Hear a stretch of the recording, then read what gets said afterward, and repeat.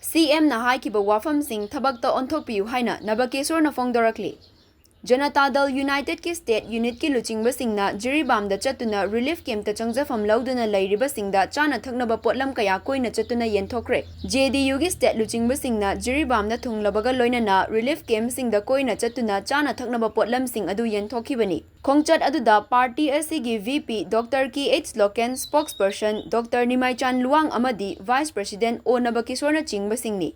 Khongchat aduda Party SCG State VP Dr. KH Loken Spokesperson Dr. Nimaichan Luang Amadi Vice President O Nabakishor na Chingbasing yauki. Jiribamgi JDU gi Luchingbasing su yauna chana thaknaba potlam sing adu yenthokibani. Khongchat aduga mari lainana Party SCG VP O Nabakishor na hai Chief Minister gi escort singda nongmai kapsilaba matungda Asok apan yauduna hospitalized tauribani.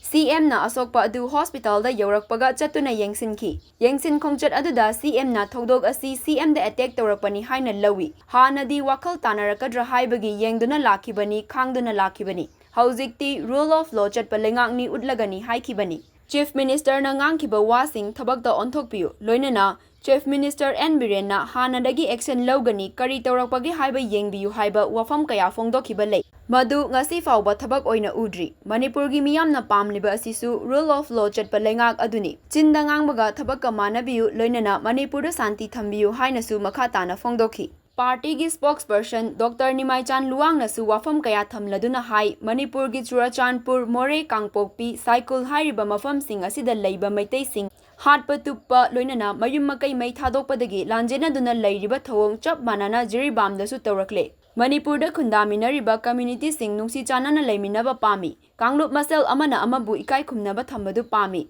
Center amadi state government na wathok asi waroishin puraknaba hotnadabadagi irang asi sangthaduna lakhibani. Aikhoi pumnamakna hotnaminaduna lamdam asida santi purakpa haibasi JDU gi apambani hainasu fongdokhi.